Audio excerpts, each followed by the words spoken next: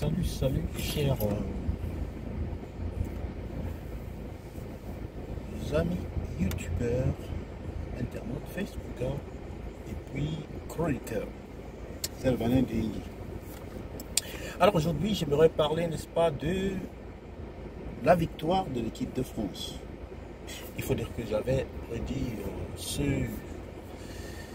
ces deux équipes, si vous repartez dans mes vidéos, l'Argentine et la France comme étant des favoris pour la finale. Et voilà, l'Argentine et la France sont arrivés en finale. Bien sûr, il y a beaucoup qui disent que l'Argentine a été beaucoup aidée, talonnée par l'arbitrage qui lui a offert des pénaltys de bout de temps. Vous savez, ça c'est discutable. Bon, ce sont des observations qu'on ne peut pas négliger. Pour en venir au sujet, aujourd'hui, ce dont je voudrais en parler, c'est la présence des Noirs dans l'équipe de France. Vous savez, c'est un phénomène qu'on a tant décrié, mais tant que l'Afrique ne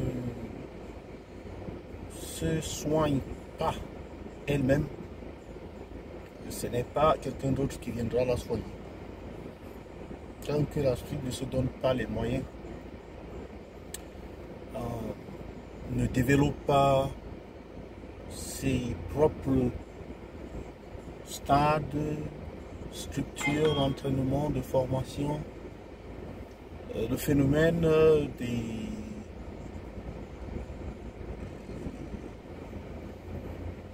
le phénomène de la fuite de talent va se poursuivre.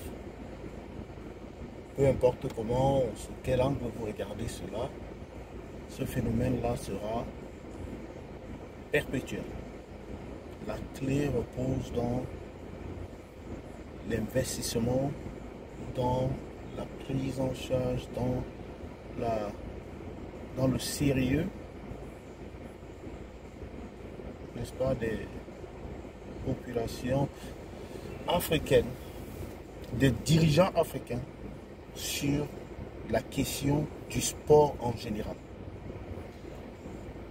L'autre jour, on a vu des handballeuses qui sont quand même vice-champions, je ne sais pas, c'est demi-finalistes là en Afrique, donc parmi les 4 meilleures équipes de l'Afrique, mais qui ont reçu environ 480 000 francs CFA à se partager à 16. Parce que toutes leurs primes ont été volées. Donc, quand vous voyez ça, vous voyez les jeunes comme Mbappé, comme Saliba, comme Tchouaméni, comme Fofana et tout ça. Ce sont des enfants ou des personnes qui sont nées en France ou en Occident pour la plupart. Et donc les parents ont eu à choisir pour leurs enfants. C'est trop facile de dire allez jouer en Afrique. Et l'Afrique même n'aide pas l'Afrique. Parce que regardez au Cameroun, les problèmes de corruption. Pourquoi Matip ne joue pas? Matip, lui, n'est pas un enfant. Pourquoi Matip, lui, ne joue pas à l'équipe nationale? Lui n'est pas un enfant. Hein? Allez vous poser la question, pourquoi est-ce que Matip ne joue pas?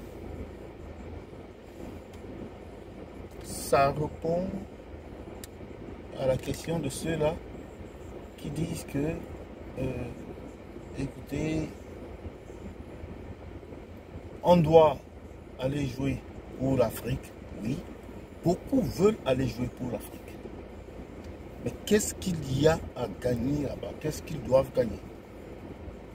On va passer le temps à insulter les équipes françaises, belges, canadiennes, américaines. On a remarqué dans cette Coupe du Monde. La remarque la plus pertinente, c'est le nombre de Noirs qui évoluent dans ces équipes. Dans les équipes non africaines. Le nombre de Noirs qui évoluent là-bas. En réalité, les joueurs noirs étaient plus nombreux à la Coupe du Monde cette fois-ci qu'ils ne l'ont jamais été.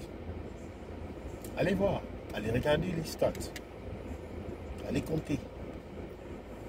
Donc ceux-là qui disent que non, il faut, c'est l'esclavage, ça continue, c'est l'usage, non, c'est pas ça.